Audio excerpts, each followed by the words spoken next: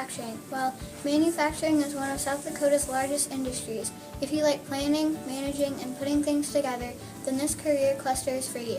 What are some jobs for this career cluster? Good question.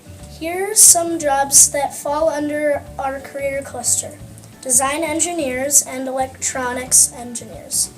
Create designs for new products and build them. Inspectors test to see if the products work right. Dispatchers and material movers keep track of how much a company's items are selling and makes sure the stores get more, so the company keeps on selling their products. Now, I'm wondering, what are the classes a person should take if they're interested in this career cluster? If you are interested in working in this career cluster when you grow up, here are some classes you should take to get ready. Math and science classes are really important, but also you might want to take automotive mechanics class, electronics class, and welding or cabinet making.